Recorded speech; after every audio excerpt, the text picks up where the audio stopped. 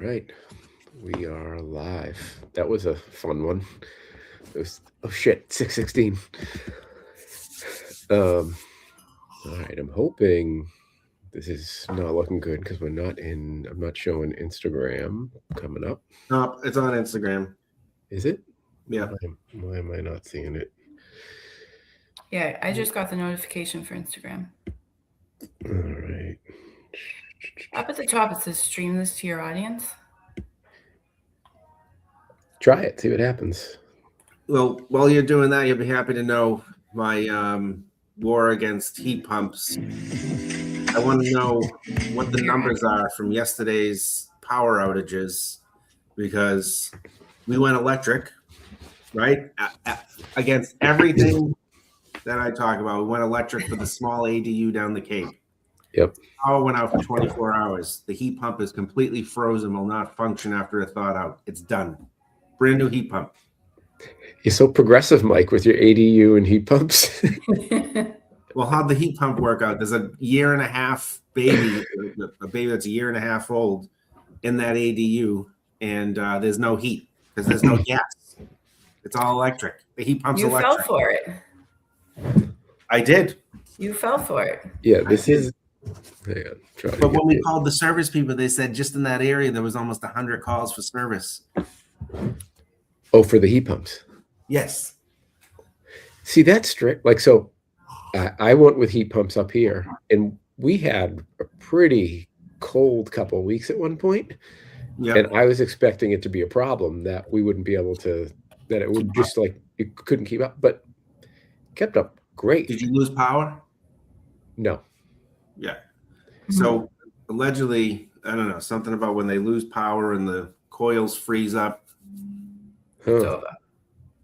That's not good. We'll find out today when the service guy comes out to look at the, we had somebody there last night, and then there's the guy from the company who installed it going there today. You still must be under the warranty though, right? Yeah. I mean, it can't be a year old. No, it's not even a year old. It's only months old. You know, it's funny. I looked on mine. I have the A2L refrigerants. Oh, do you? Yeah. You're progressive, Joe. Very good. I am.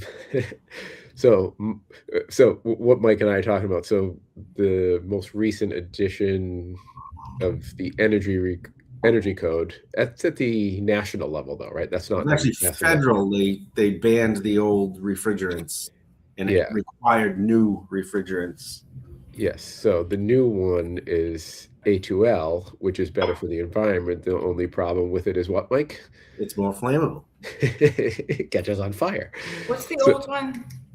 Well, so when you say A2L, that's a category of refrigerants, right? So there's different names for each one. The other one was like the 410, you know, and we changed from that years back, the types of refrigerant that went into the old systems, but 410 was the standard for the most recent, and now the A2Ls have a different level of designation, the names of the refrigerants that go in there, but nice. That's been a bone of contention in the code committees because of the fact that they are slightly more combustible than the previous refrigerants. So, what's the big deal?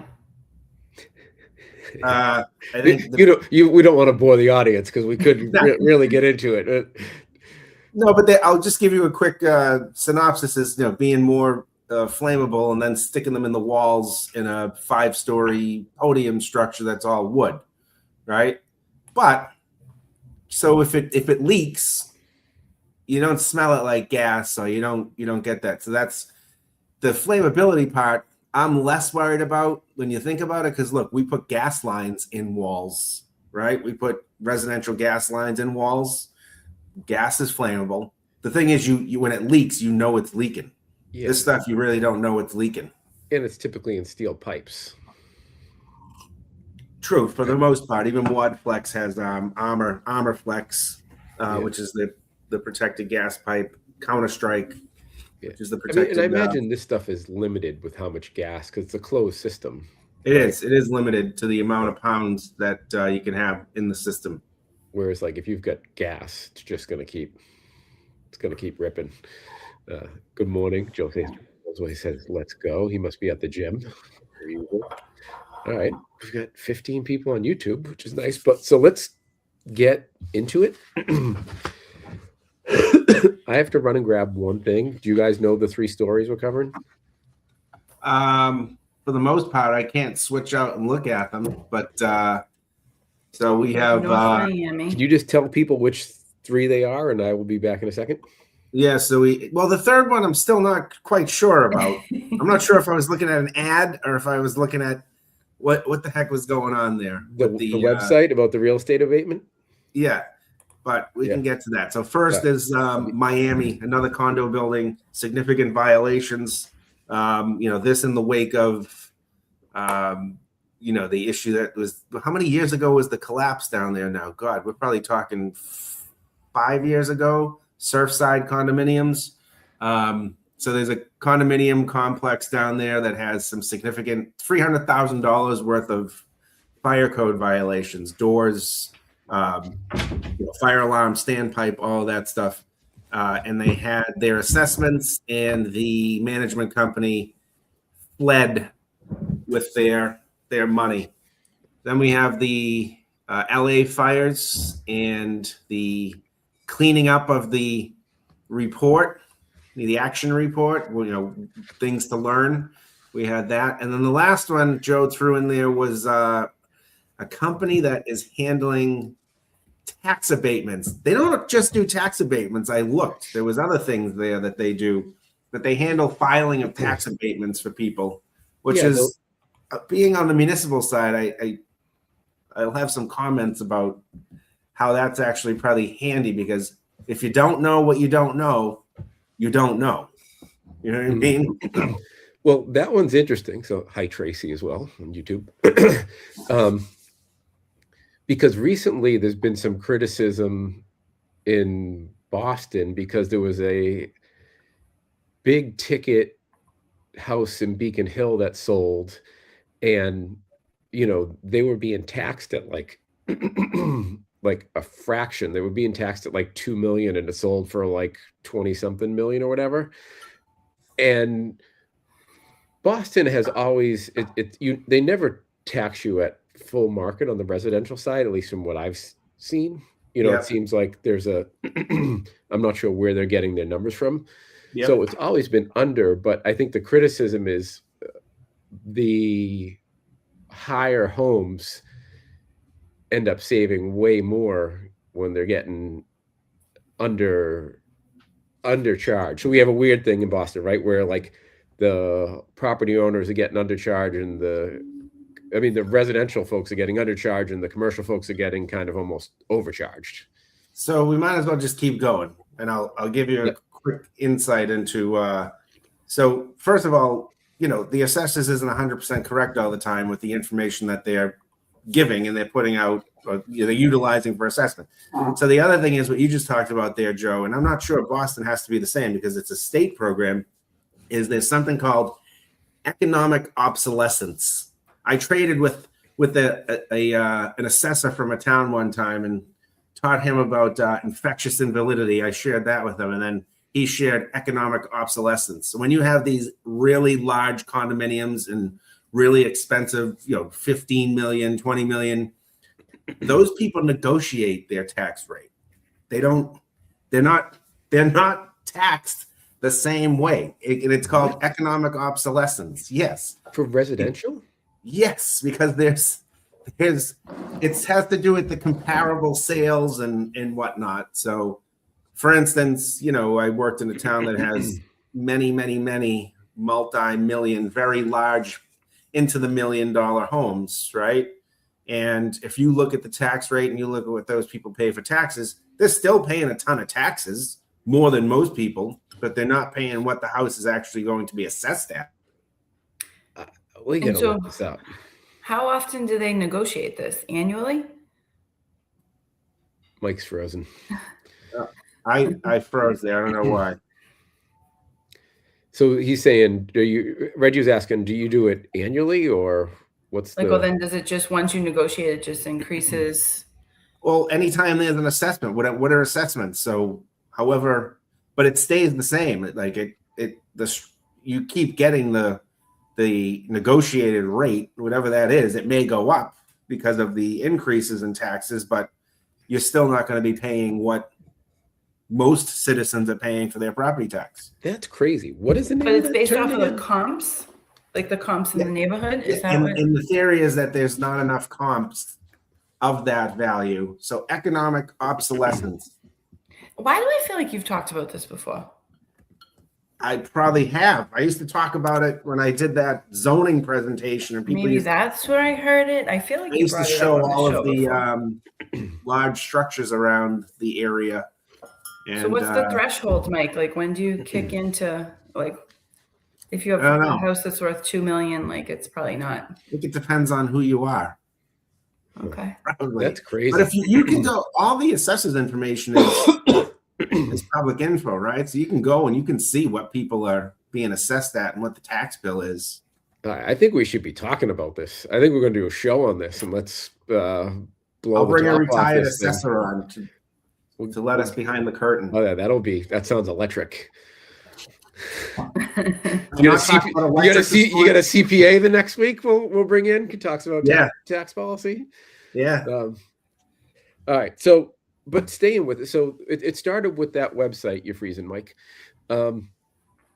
That they will I don't basically do your abatement for you. You put in your address. This website will do an abatement. Steph says, "Love that assessor's website. Feels like looking behind the curtain." Yeah, it is kind of fun to know who owns the property. If people haven't gone on to their local assessor's website, there's a lot of information there. It's also like when we're doing accessibility, right? We got to go to the assessor's website and pull the data off there at what the municipality has assessed. Yeah, So. but it's wild to see like who the owner is, what their address, if they live out of state, all that kind of stuff. Elizabeth said some of them might want to be asking for voice changing technology.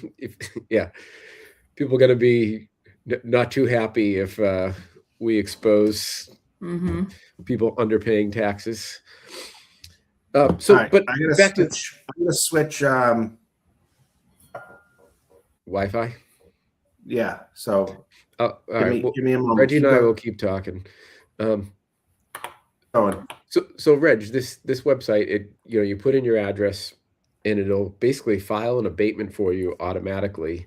It also looks at how much you pay for insurance, a whole host of other things.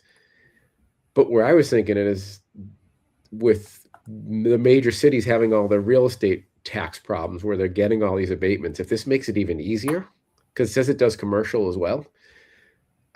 If everybody starts filing, is this just become like it starts snowballing on taxes in downtown commercial places? So it's only certain states right now, right? Like it's not. I didn't see. Yeah, it's not everywhere. You know what? But I'm on this website and I can't figure out where I saw that part. I think it's like Florida, Texas. We can. Yes, I can hear you. Okay. Yep. So here's what it says: save money on property taxes. Enter your email address. I mean your property address. I just put a Boston address in. It doesn't work. Okay. And insurance, bill reduction, and so they're saying a success rate of 88%, annual savings $775. But this could just, magnify the problem that cities are having with real estate taxes to begin with. And yeah, I think like this, I think the debate is over when it comes to are people going back to the office? It's not. Office is dead. I know there's been this conversation, it's going to come back, this and that. It's not coming back.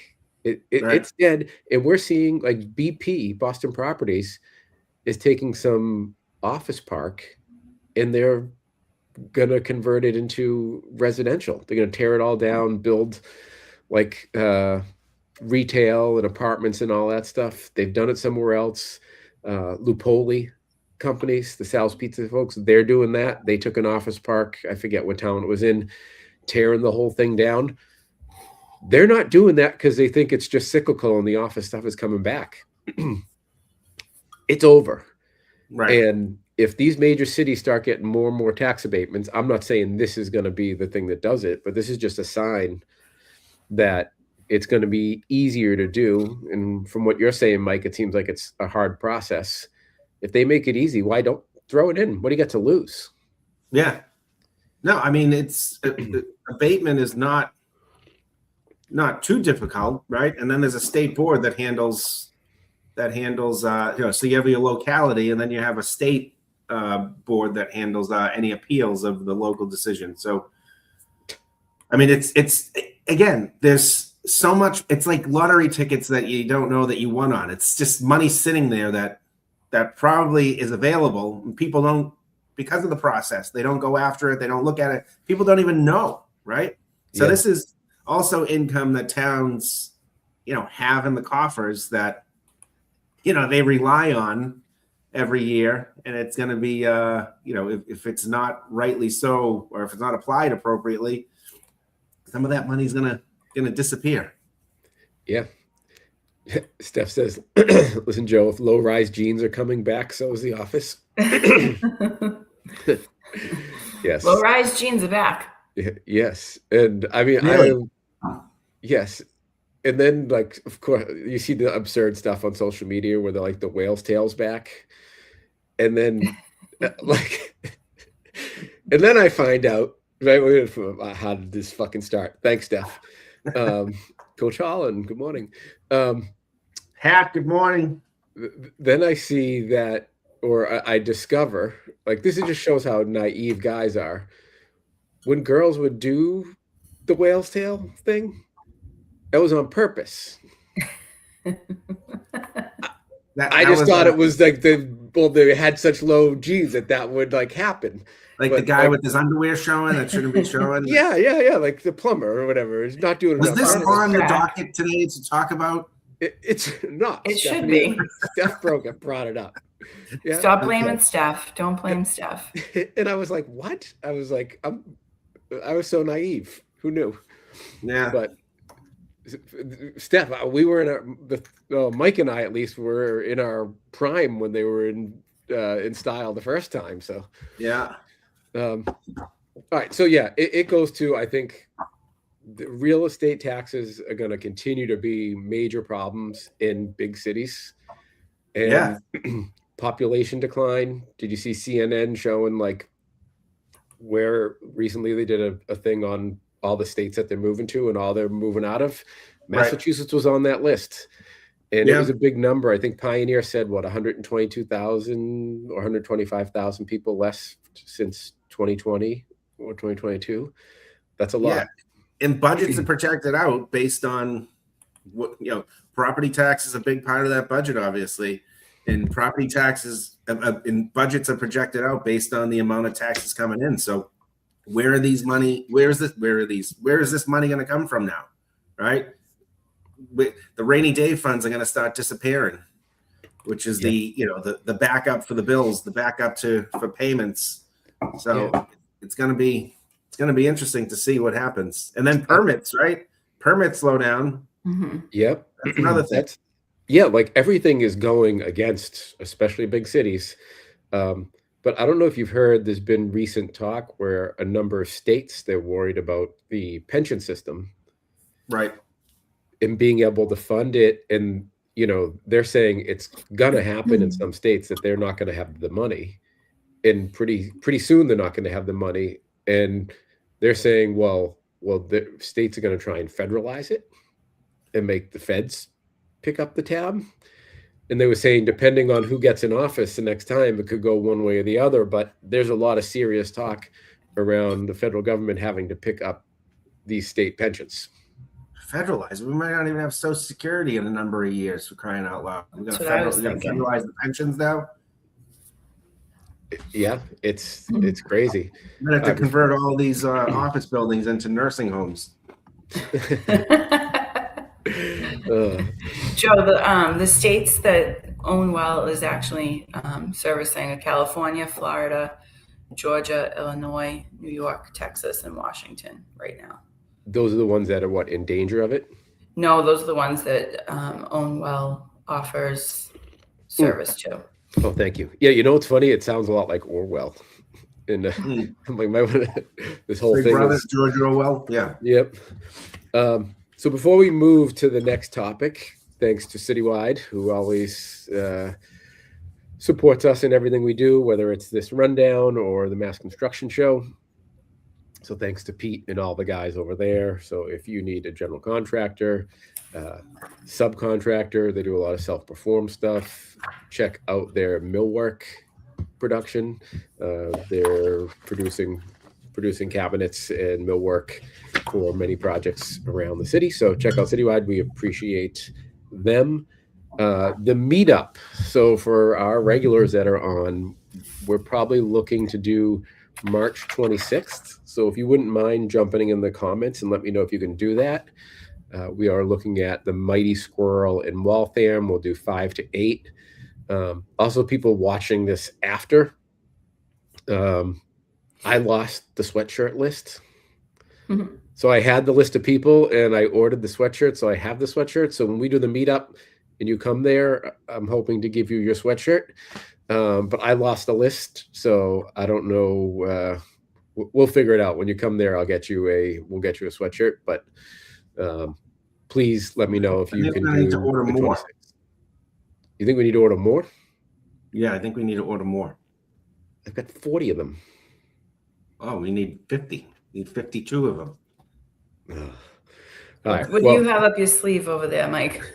Nothing. I just have people, as I'm going out teaching classes, people like, where can I get one of those sweatshirts? Only if they watch. Are they listeners? No, not necessarily. They may be now. Yeah, get them on there. DSL test prep also involves 10 minutes of podcast reviews. So. That's all right. That's fine. Coach Holland says he's in. Great. Coach Holland, excellent. Oh, Coach Holland's going to like what we start to talk about property management. Sounds good. Oh, and Josue liked the last Mass Construction Show on real estate. Steph's in on the 26th. Yeah, for people that are interested in all the stuff that we talk about, go to the Mass Construction Show. Listen to what I call the housing megasode. And we cover all things housing with the Pioneer Institute. And that was a great show. So March 26th, I lost the hoodie list. We're going to go. We're going to do a live show. We're going to give everybody the hoodies. We'll have some food. We'll have some drinks and generally have fun. So please message me if you are in. I need to give them a rough head count, the minimum for the room. And I'd like to know if I need more than the minimum. But let us know. All right. This one, I think, is just going to take the rest of our time. North Miami condo. They had these fire safety issues that were reported. It was decades. No, it says for more than a decade. There's a lawsuit because they had, over a decade ago, fire code violations. They never resolved. There was a settlement agreement in 2023. It's 2026 now. They still haven't fixed them. There was a inspection on February 4th. Still not done. Elizabeth's going to make it work. Great. Thanks, Liz. There's broken doors, issues with fire sprinklers, standpipe, a bunch of door issues. The property manager may have stolen a bunch of money. He definitely indictment, isn't he? He has been. There's a lot of after the news had reported allegations of financial mismanagement at 3 Horizons East. That's what we're talking about. Since that reporting, Curtis has been arrested 3 times based on accusations of theft in 3 different communities. So this guy's stealing condo association money. He's a good guy. He's a nice guy. He's just getting his life together. And then when they got rid of him because he got arrested, his stepfather took over the management of the property, his 86-year-old stepfather. And then what's the last highlight? I had something. So, and the condo association is now blaming each other because they're saying, no, we're paying dues, we're not paying dues. And it seems like maybe some of the condo association board members were in bed with the guy that got arrested. So you don't say, Joe. Yeah. So that's weird. I've got a lot more to say on this topic, but what was your take after looking at this? Go ahead, Reg. You want to start? I mean, I think I've said before, I own a condo, and I mean, I personally just feel like there's always a little bit of that like scheming going on, right? But that's a lot of money to have spent, right? And it looked like some of these people may have put their life savings into this place, and you know, they might have to move. They may need to move out of there. They may need to vacate. It's bullshit. Yeah. I mean, well, you know, it goes condo boards, and I'm glad Pat's on here because he's had some experience in the past with difficult condo boards, but not to say that it was, you know, completely the condo board's fault, but, you know, you got to look at who's on the condo board and what's going on in the background, because now their assessment money, right, is $300,000 in fines. The building could be deemed unsafe and dangerous because of the amount of violations. And that means usually when a building is unsafe and dangerous, people can't live there anymore. I feel for them that they lost, the money, but at the same time, they need to figure out what the hell is going on. Like, how do we get this? Sometimes it's just not super transparent. Like, I feel like, you know, go to the condo meeting, where are the bids? Like, who, you know, you have the people on the board, but when you start asking questions, at least where I have my condo, it's kind of like, it's always the same contractors. It's always, you start to dig in, ask questions, and everyone's kind of like looking at me funny. I'm going to take the other side of this. If the three of us, and Steph and Chris McWhite and Coach Holland and everybody, we bought a building together and something goes wrong and there's a violation of the lawsuit, they're coming for me. I'm part owner. Right. If you live in a condo association, you are part owner of that building. And if you're a building owner and something's wrong with it, it's your problem. All these people that think that they can buy a condo and then be hands off, that's not the way it works. You are a part owner of that building. You're responsible. Like I get it. And there's, I'm not saying you're not responsible, right? Like I'm not saying you're not. Just sometimes I think you don't have as much say. Right. Yeah. Like the way it's like set up. Pat just said they have the fiduciary responsibility, so you can't look the other way. I will never, like, it wasn't ownership, but I grew up in the projects, living with all these people in one building, right? I cannot imagine, and people do it every day, obviously. They live in apartment buildings. Like, I can't imagine owning something where you don't have complete control over, where you live, right? The outside, the cleanliness, like, you're dependent on other people to make sure your investment is maintained. So yeah, you do have a responsibility. And you have to get everybody to agree, right? I know. So here's the funny thing. Working in certain towns, right? There's a condo, there's an ownership responsibility for permits, right? So you have a 4-unit condo, you have to get approval to do a kitchen sometimes or do a door replacement from the other condo. They can say no, we don't want them.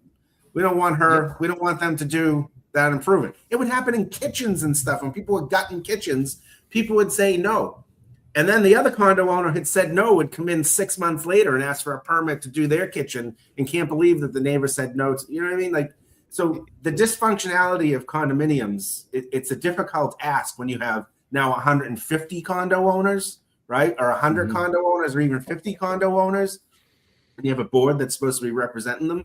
So I get it, but there's violations. Somebody's got to step up so that people have a place to live, right?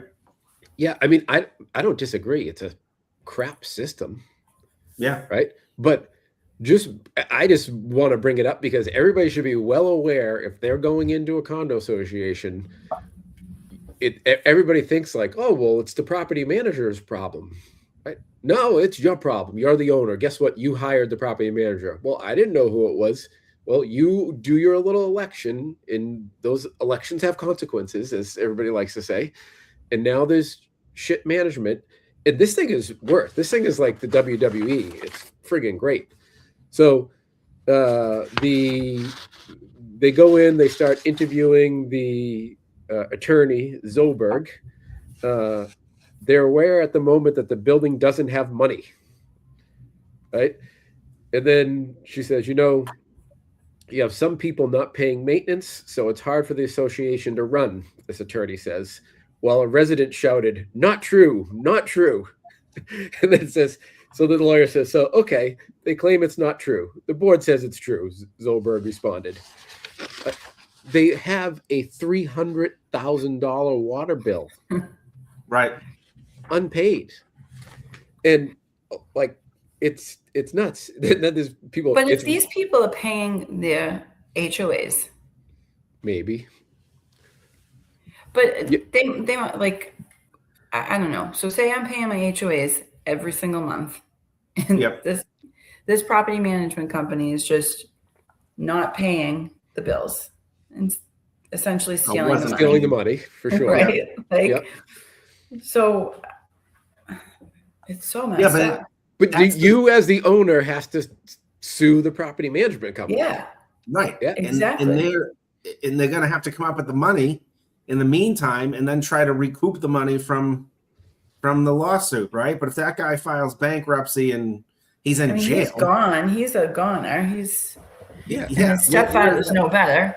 Yeah. No, that's a tough ask now, where the money was stolen, but at the same time, it's not,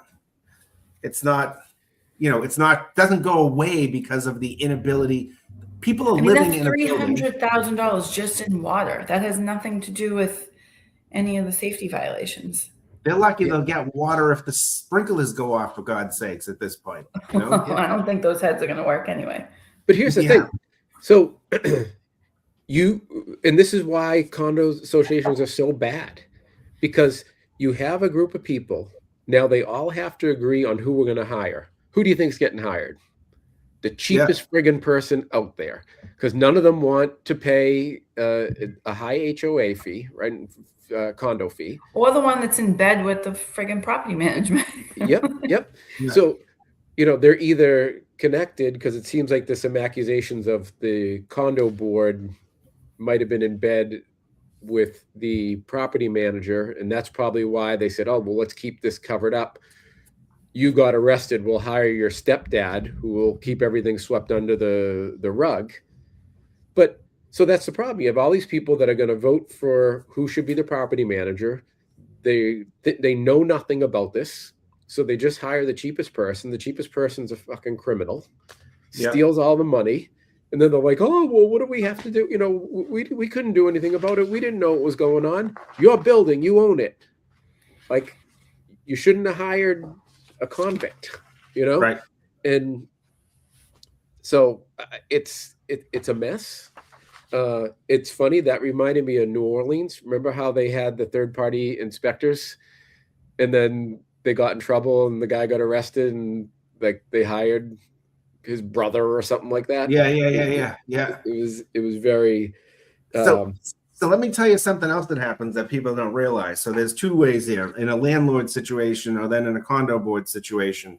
And what they do is they end up weaponizing the town or the fire department. So in a landlord situation, we've seen it where, the landlord themselves will self-report on a building that's not been, kept up, and will actually, or will have somebody complain, or will landlord or property manager. So let's start with the landlord. Even in landlord situations, 4 unit, 5 unit, 6 unit, they have long-term tenants that they just can't get rid of. In order to get rid of them, easiest way, get the violation squared away, vacate the building, right? Condo boards. I have a building I can give you an example of. It was like a 12-unit condo. The condo people on the board were in bed with the developer. there was an unsafe situation where actually one of the vertical pieces of steel snapped off the base, right? And this is in a location where the water table is dropping and most of the buildings are on piles. Condo board was in bed with the developer and had the unsafe and so here the building department and the fire department come in, unsafe and dangerous, vacate the building because structurally the building was unsafe. And now there was the ploy to say the building would never be occupied again. And the developer started offering the other tenants money, because they were fighting with their insurance companies and whatnot. So what they did was they ended up buying up most of the units. They were the majority owners. And then all of a sudden, nobody was allowed to move back in. And they developed the building 2 or 3 years later after the building was vacated. Right? Genius. Yeah. But they used the violations and they used the, the insurance process to get through it. So, yeah. And then the other great comments on YouTube's wild. Yeah. Like that every week YouTube is wild. We're getting called unks, where they definitely like our Boston accents. They don't like our Boston sports. We love you. We love you, YouTube. Stereotypes are fun. Yes. Yep. You got the right group here if you want some Boston accents. So but now even better, the politicians are chiming in. Of course they are. My concern is that if this organization that manages this property is getting arrested and having charges filed against them at multiple other locations, Burns said, he's the politician, why cannot we as a city help protect our residents? Then help them fix the violations. That's how you're protecting them. By protecting them and saying don't throw them out, is also putting them in harm's way. If they don't have a sprinkler system that's functioning properly and a standpipe that's functioning properly, right? You can love somebody to death. You can say, oh, keep them in that building. Make sure that they don't get kicked out. With the sprinkler and a fire alarm that you don't know if it's going to function, right? If there's an emergency. Yeah, and I mean, I think he was implying that they were going to that they should step in some way and help resolve this. I'd be like, I'm not like. What are they going to do? Wipe away the bill? I don't know, but I feel the same way about when they talk about wiping out student debt. So myself included, a lot of people worked jobs to pay while they were in school to pay for their school. So somebody busts their butt, does everything right, and the person who, had Uber Eats and hung out and racked up hundreds of thousands of dollars debt gets theirs wiped away. So I live in a condo and I pay a high condo fee every month, and my tax money should go to fix this? Absolutely not. How many others are going to come out of the woodwork? And then where do you draw the line with where do you step in and where do you not step in, right? Yeah. And I realize I'm sounding really cold on this whole thing, but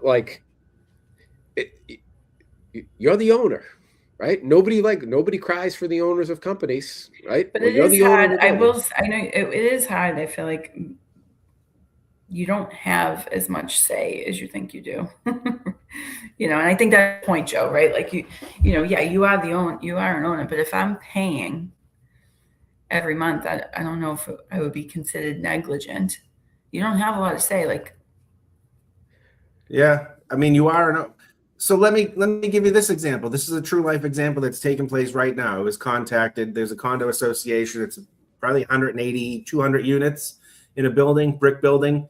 The exterior envelope is falling off the building. It's slowly separating. You can't see it from the outside, but they did the right thing and had an assessment done. And it's falling off. The facade of this building, 6-7 stories for 100 feet this way, 60 feet, 100 feet. It's a big building. The facade is falling off this building. It was determined by engineers it was falling off. The condo board, through the condo association, people who voted to repair it by installing permanent sidewalk. This is not New York, right? They're going to rent scaffold and leave it in place. So that's the solution? That's the solution because of the amount of money and the assessment that it would take to fix the envelope of the building. So the solution was to put the money into scaffold and leave the scaffold in place as a permanent solution. The city didn't accept that, did they? Well, it hasn't. The city doesn't know about it yet. Okay. To the best of my knowledge, the city doesn't know about it yet. So Yeah. But at the end of the day, I mean, because it's great to say, well, I'm only one of whatever. But so if I own a building and I have a property manager and there's a violation on my building, they write me a violation. It's my problem. If there's two of us that own it, and we have an LLC, they're going to write it to our LLC. Right. And if you're a condo member, it's going to even, like, I get that, like, in practice, it's a little more challenging, but that's what you sign up for when you buy a condo, right? Right. You sign up that you're going to be partial owner of this building. And in the same way, if they're not maintaining the thing, and next thing you know, you got to do $600,000 in upgrades, like, I mean, you see some of the ones in downtown Boston, they get crazy assessments. Mhm. Oh yeah, well, years ago you had Harbor Towers, which was Exactly what I was thinking about. $100,000. I mean, they were going in though, and they were putting closets in the ventilation shafts that were open. They were look, open space behind the wall, and they were putting closets in the shafts, but the windows were failing in there and everything, and the standpipe was failing there. That was significant for those two buildings there. Yeah, it's not uncommon to get giant assessments. So just like pretty much buyer beware when it comes to condos. Yeah. All these things we're talking about, like permitting issues, maintenance issues, going with a cheap person, like they're all real. Never mind the WWE aspect of it where people are fighting with each other. I mean, Mike and I can probably tell you plenty of stories of condo associations. I'm dying to buy a condo in Florida. Yeah. You know what the best condo is? A two-family that's made into a condo, and the two tenants don't like each other. It's fantastic. Yeah, fantastic. And you know what's great is the ones I've seen ones where, if you want to do work in your unit, you have to get permission. Yeah. That was the way that it was structured. That's what you were just talking about, right?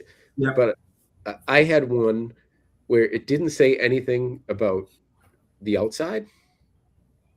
And the person was a property owner because they owned a condo in there. So they went down and got a permit and started building a shed in the yard. And the other condo people are flipping out, saying they want a violation. I'm like, there's no violation to be written. The Right. person's a property owner and they're building a shed. But we didn't give them permission. I'm like, not my problem. Like, You that's don't a enforce legal- condo docs. Yeah, that's a legal contract. That's the other thing that we should talk about, right? Like condo docs, people always want the building department to enforce, say, oh, they can't do this. The condo docs, that has nothing to do with the building department. That's you guys had a legal agreement together, go to court. So there's case law out there regarding ownership and what's the building inspector or the building department's responsibility. And essentially they have the duty to inquire but not make final determination. They inquire, utilize, we have papers that say under the pains and penalty of perjury, or applications that say under the pains and penalties of perjury.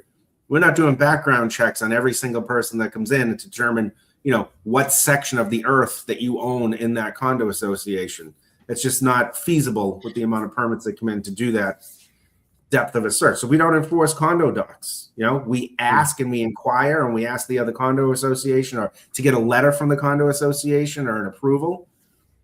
But we're not doing a forensic search as to, what piece of your land that you own. Yeah. I mean, but that one in the shed was interesting because the condo docs didn't address it.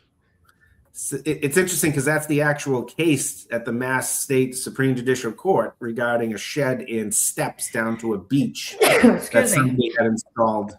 And the other condo owners sued and said he doesn't have the right to do that, or she doesn't have the right to do that, when in fact they did have the right to do it because it was on their piece of land that was deemed, deeded to them, where they separate the different areas where you have your space on the land for furniture or for storage or whatever it might be. Huh. And it was a condo? It was a condo. Yeah. On the beach. And they divvied up the land like that? So you have, common space, and then you have dedicated use, right? Spaces of dedicated use. So first you're an owner. Everybody owns the land. Yeah. And then beyond the building department's determination, it's, do you have the right to build on that? And what it came down to was, so there's two cases. There's one in Belmont and one in Beverly, I believe. And it said, this person had the ability to go ahead and utilize that land. One, because they're an owner of the building, and two, because they had, exclusive use. That's what it's called, exclusive use area. So when you deed out, some people have like a roof deck. If you have a roof deck from the top unit, that's exclusive use. Even though it's on the building, it's exclusive use for that top unit owner, even though it's part of the building. Backyards, you see sometimes exclusive use where I can put my, for these people in Beverly, your wakeboard and your whatever it might be, that's your exclusive use area. So that's what it come down to, was that they had the ability to do it. Yeah. It's funny going back to the property tax things. I forget if we discussed it here. And it made me think of this when you're talking steps to the beach or like a dock or something like that. There was a town that started flying drones on a lake. Did we talk about that? No, to see who's putting docks in and stuff. Who has docks, because they're taxing their docks. Lake access, yeah. Yeah. Huh. So interesting. And then this one, did you guys see that when I posted it this I did. week? Yeah. I'm like, I just love this guy. I was like, that takes a lot of effort to go, but more people need to say it. And it's crazy that nobody's still in jail. Other thing, that kind of quick one, Ed Flynn is now bringing up inclusionary zoning, saying we need to roll it back. So it's just more and more movement happening with trying to just be like, we need to produce houses, right? We can't have 1 in 5 be money losers. We'll never get anywhere. But all right, we are over. People that are hanging till the end here, please let me know if you're interested in heading to the meetup. Send me a DM on Instagram, on YouTube, Facebook, whatever, and we'll make it happen. Mike, don't get off. Oh yeah, get off. We gotta. Perfect. So. Stream.